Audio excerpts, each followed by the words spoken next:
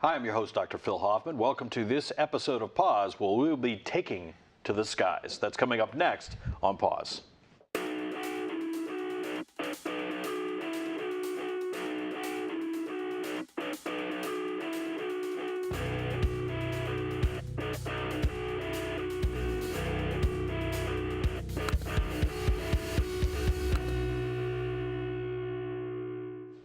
Good evening. Thank you for joining us here on Pause. I'm your host, Dr. Phil Hoffman, and coming up in this episode, we'll be talking about getting up into the skies with Tony Monettii. Tony is the director of the aviation program at the University of Central Missouri and also in charge of the Sky Haven Airport. Welcome, Tony.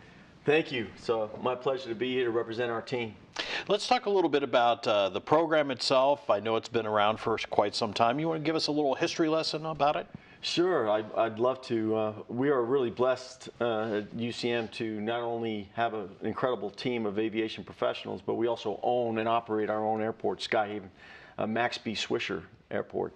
And as a result, our students not only have an opportunity to really get an outstanding education as it pertains to aviation through various programs that we offer, everywhere from being a professional pilot to an aviation maintenance and also mainly airport management or flight ops management. They can also get a master's in aviation safety and apply their lessons learned at the airport. So just an outstanding program with a great faculty and staff, and I look forward to sharing a little bit more about what we offer. Now, this program is pretty unique. I don't think there are too many universities that have an aviation program, right? That's right. There's something called ABI, Aviation Accreditation Board International, of which there's about 36 accredited aviation universities, and we are one of them. And as a result, we have an opportunity to offer our students an ability to become anywhere from a professional pilot to a flight ops management major and get great jobs. There's a global pilot shortage going on, and for us to have that type of environment and tools and team ready, our students have a great opportunity to get jobs out there that are in high demand. Now, the program itself, can you kind of give us a little bit of a description? If I'm a student and I'm involved in the aviation program, what's my 4 years typically look like? Excellent. I would say easily about 85% of our students are professional pilot majors. What that means is they know that our school is accredited by ABI, which I previously mentioned who they were, and we're also what's called a Part 141 school. The Federal Aviation Administration, our government, basically has standards on how to become accredited pilot. And there's two ways of doing that. You can either go to a Part 141 school or Part 61. So for example, in the state of Missouri, we're the only fixed wing Part 141 school, which means we meet the highest levels of standard of excellence. And that allows us to have what's called a reduced airline transport pilot rating, or ATP minima. So every other flight school in the nation, if you want to be a pro pilot, you'll have to spend 1,500 hours flying. Whereas if you come here to UCM and are part of our pro pilot major, you're Part 141 with a reduced ATP minima, which means you only need 1,000 hours. That's a 500-hour savings. And when you take into account that it costs roughly $200 an hour, say, to fly, to get an aircraft and an instructor, that's a lot of money. Absolutely. Significant savings for our student. Now, the program itself, obviously, as you mentioned, 85% of the students that are involved in it are looking to become pilots. What's the process for a student? I'm sure they don't get in the plane and fly the first day. So yes. Talk a little bit about how they learn and sort of what their experience is before they ever take the controls. That's a fantastic question. Before you get into the aircraft and start flying and earning your certificates. So for example, our students will come here with no experience whatsoever. And in fact, many of us prefer that so we can teach them the UCM aviation way. And it begins with our core values. If you don't mind, I'd really like to share that. And for many of the viewers that are out there that listen in on this is central to who we are and key to our success. When I became the new assistant dean here around 3 years ago, the very first thing I did was create these core values for our students, faculty, and staff. And together we changed them, but they're basically this. Are you ready? Mm-hmm. Number one, personal integrity. Secondly is excellence. Then there's service before self, relationships, Number 5 is joy. And 6 is safety always. If you were to walk into our department at TR Gaines building or at the airport, you will see these core values all over the place. I do that because I want to really encourage our team, our faculty and staff to remember, first and foremost, our mission is students first, safety always. Those are the 4 words that we constantly share with our students and faculty and staff. And our core values is who we are. It defines us. The need for integrity, of relationships. Of course, let's not forget safety always. We cannot afford anyone getting hurt in our program. So we spend a lot of time and effort in developing the right programs, faculty, and staff to live those core values for our students. So students coming in here now understand that foundation, if you will. Then we couple that with having an amazing team. The people we've hired are really second to none. It's amazing. I literally was just there with a prospective student and her mother, and I had an opportunity to show her around. So this is a great question because I can literally just share with you a story that I just lived, and then people could get a really good sense of what we do here. So after explaining to her the 4-year program where, of course, you get a normal academic degree, if you will, with all the standard courses that are required in any bachelor's degree, it's 120 credits. You will also, in your freshman year, work on your private license. Then your instrument rating, a commercial rating, and then lastly, you'll become a certified flight instructor, at which point you will then have the ability to teach other students and gain hours and experience to become a professional pilot. So it's a system that feeds itself in many ways. And by us having this Part 141 syllabus and outstanding staff, we're able to produce these great pilots. So as I took this young lady and her mother, after showing them our core programs and values, I literally said, let's go see now some of the unique equipment we have here at UCM. And I entered into room 207. And in there, it's a huge room. We have a 737. It looks like a simulator, but basically it's a 737-800 cockpit, very similar to anyone that's flown with Southwest Airlines. And in there were 2 students, and behind them was Captain Bob Seago. You see, Captain Seago recently retired from Continental Airlines with over 30,000 hours. He's like a PhD in aviation. And he was literally instructing my students on how to fly a 737. Wow. The parent and the student were just so impressed that we have this type of equipment and quality staff that are teaching future aviators. We are so blessed. Afterwards, I said, let's go out to the airport and let's see the unique airport that we have. Well, we have 2 runways. We have a maintenance facility, and then we have 24 aircraft, of which the Board of Governors and the President and the Provost are continually supplying us with the resources we need to give you safe airplanes to fly. And they were so impressed with our program, and they're signing up, excited to launch a new career in aviation. Now, the program itself, it's an interesting thing because if I'm a English major, for example, I'm going to probably go sit in a room, and it's as safe as you can probably be, yes. Right? Whereas with students that are in aviation, obviously not only is there the danger of flying, but there's just even on the ground working with the airplanes. So I understand the safety first is a big important part of your program. But talk a little bit about how that actually gets translated into action. Awesome. Really excited to share this with you and for our listeners out there. What we did was basically, there's something in aviation, if you're in the aviation business and you know what SMS stands for, Safety Management System. You also know what ORM stands for, Operational Risk Management. So, for example, I used to be the Chief of Safety of the entire Whiteman Air Force Base.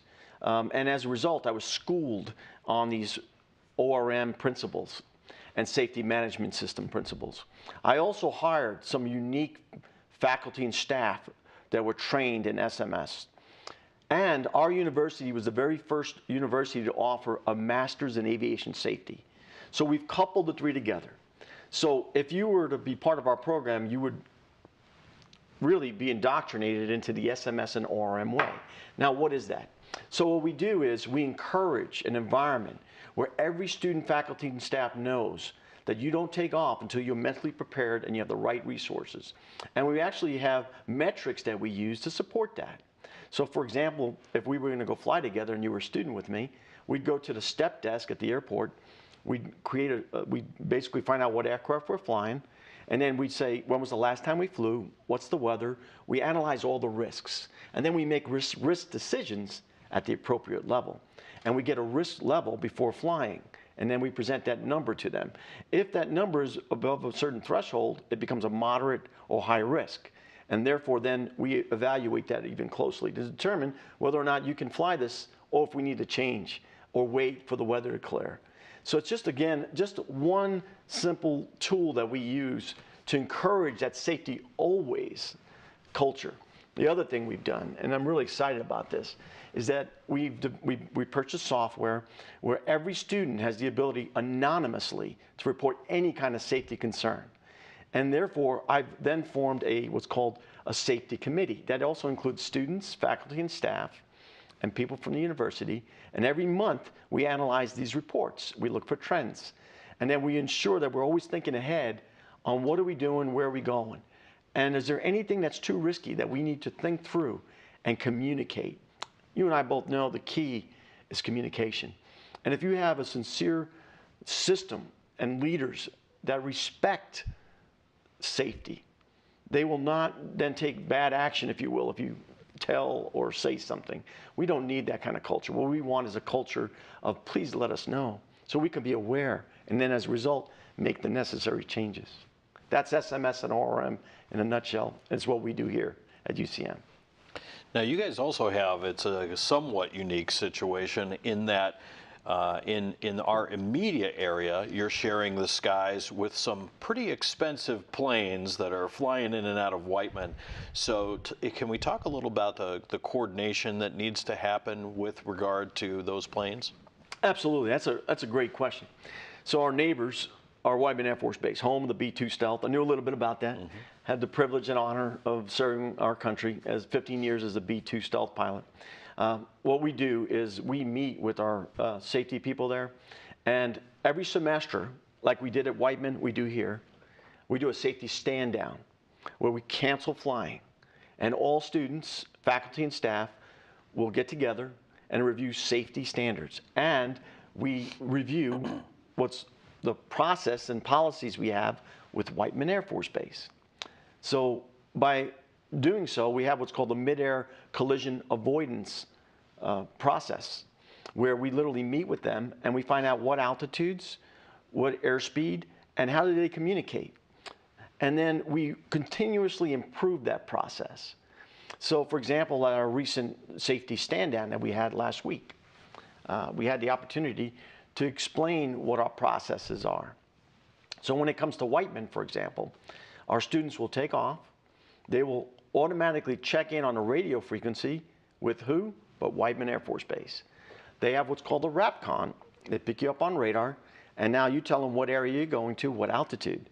And now they deconflict with their Whiteman T-38s and B-2s and A-10s. It's a great program, and it's a way that we communicate with them. Now, obviously, there are many ways to get into the field of aviation. One obvious way is to go to the Air Force and to get your training and do that through military experience.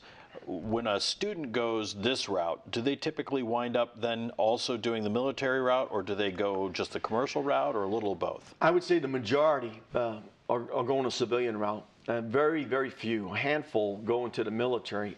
For one thing, it's extremely competitive. Mm-hmm. And if you wanted to go fly for the military, many of them are Air Force Academy graduates or go through the Air Force ROTC, for example, to become an Air Force pilot. That's not to say that some of our students can't fulfill their dream of serving their nation and still being an Air Force pilot or Navy or Marine pilot. But very few, there's maybe one or two. I mean, that's how many. The nation really prizes those pilot slots. But our graduates are very competitive because they know that we are training very disciplined, safe pilots. But clearly, the majority of our students want to become airline pilots. Okay, so what I'm about to share with you is truly unbelievable. But here's what we got. In the last 3 years, our program has changed in many ways to include, like I said, a new faculty and staff.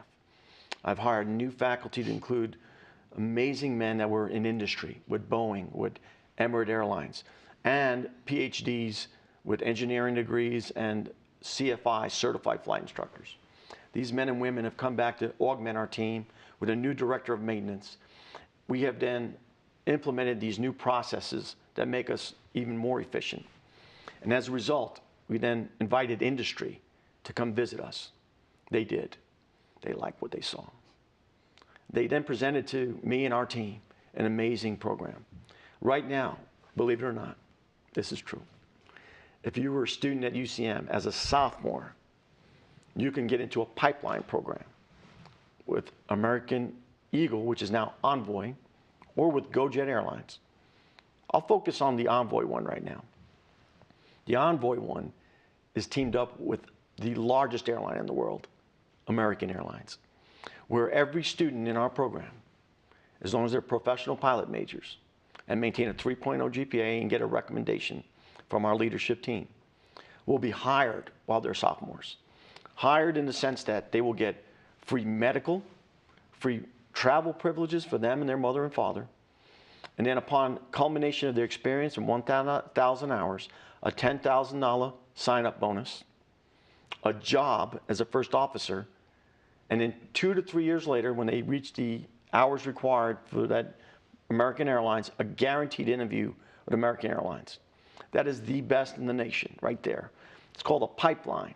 And why are they doing this? Because they love what we're doing here. They know we're Part 141, we're reduced ATP, and they like the disciplined pilot and standards. One of the first things I did when I became assistant dean, besides the core values, I looked at the scheduling effectiveness. Because in the Air Force, you got assets, you fly them. And I asked for today's printout, and I got today's printout, and there were 7 students that did not show up to fly. So I asked why did they not show? They didn't have a real good answer. So I said, give me their phone numbers. I called each one of them. I said, hi, I'm Tony Monettii, the new assistant dean here.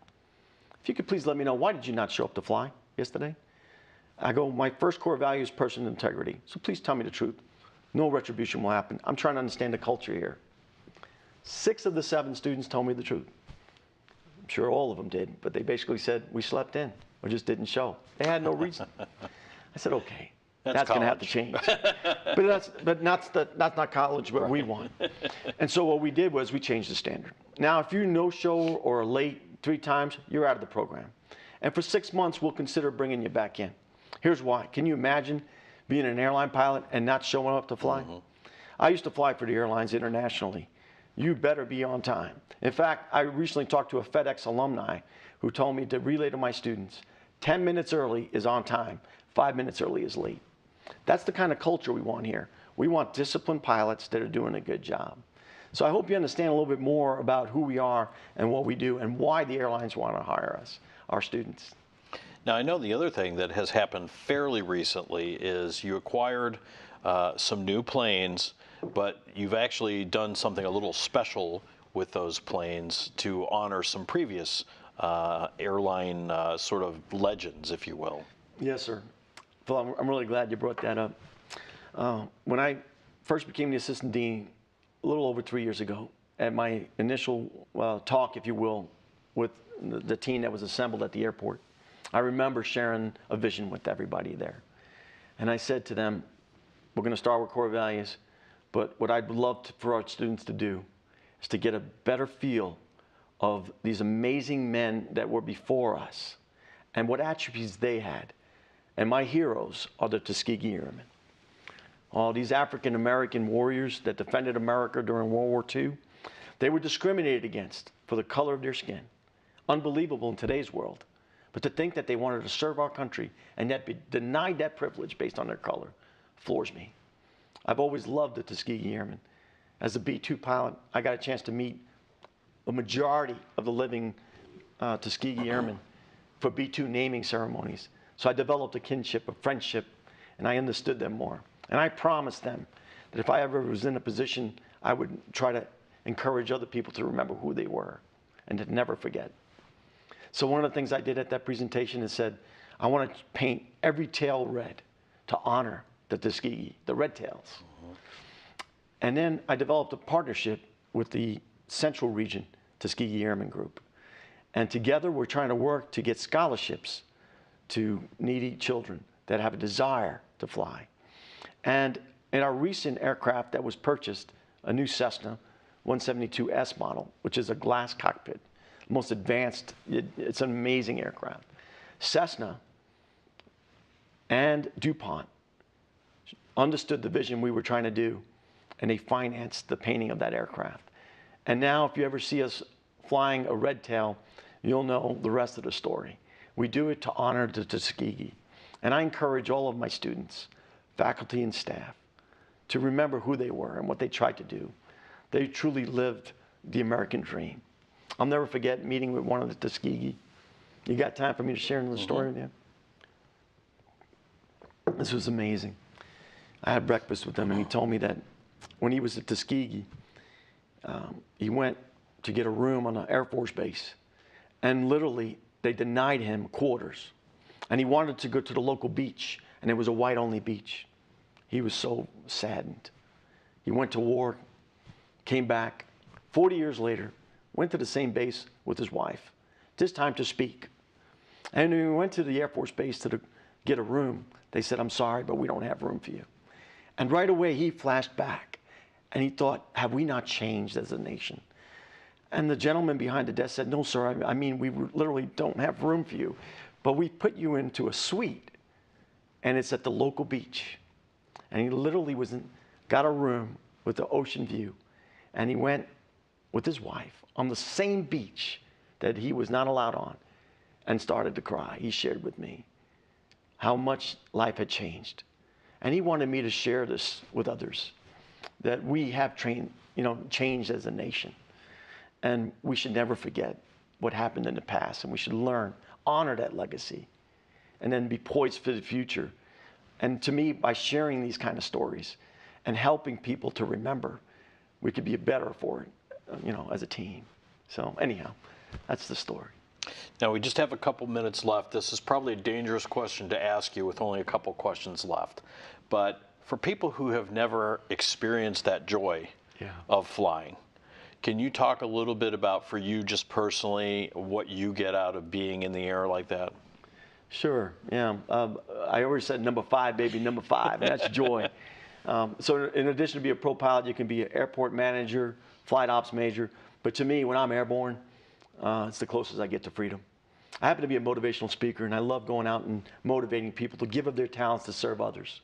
So when I'm in the air, I have what's called fly going on, F-L-Y. F is to train your mind to always go forward. Think positive and go forward, and use your talents to serve others. L is to love life and to live it fully, because you don't know what tomorrow will bring. And when I'm in the air, it's freedom. And Y is to say yes to new opportunities. Opportunities happen when you're prepared and the opportunity presents itself, and that's when you succeed. So to me, when I'm flying, it brings me the ultimate number 5, baby. And to me, to be able to share my talents, to serve my students, and to be with an amazing team, and to serve a great president, provost, and university is a privilege and an honor. And we look forward to sharing our joy with listeners out there. Thank you very much. Now, if we have young folks that are watching today and they're interested in learning more, how do they find out about the program? Where do they go? The first thing I would say is we have an open door policy. Come see us. We have a process where you just come in like today. You just had people walk into my office. I love that. The other thing I would say is to look at our website, UCMO there's ucmo.edu/aviation. And we'll get that to listeners later on. But basically, by going to our website, you can really learn a lot more about our program. But mainly, come visit us. Go out to the airport. Yeah, we have an airport just 5 miles away. And we invite you, and we encourage you to come, because we'd love to even take you for an incentive flight. There's an ability for you to get up and airborne, to enjoy number 5 and the joy of flight. And also, if folks are interested in seeing the red tail, is that something that they can stop by and take a look at? Absolutely. Of course, if it's flying, we'll have to wait for it to land. But not only do we have the red tail and a fleet of 24 aircraft to include multi-engine aircraft, we also have a balloon. Hopefully you've seen her flying around lately. So if you're interested in flying the balloon, come see us. We'd love to take you airborne so you can enjoy that all other adventure of flying. Now, is that balloon something new? Because I've just seen it in the last few weeks, it seems like. Yes, no, when I first got here, I looked for every resource we had, and we got that program up and running again. I just hired a new person, Mr. Steve Quick. He's our director of maintenance, but his passion is also flying. and he's going to be one of the instructors because he's a pilot himself. He owns an older aircraft. So if you're interested, please come see us, and we'd love to get you in a balloon. Great. Well, thank you for joining us, Yes, Tony. sir. We appreciate it. My That's pleasure. Tony Monettii. He is the director of the aviation program at the University of Central Missouri. If you're interested in learning more, you can go online, ucmo.edu/aviation, or, as Tony mentioned, just stop by. He's waiting to take you up into the sky. Thanks for joining us. That's Pause for KMOS.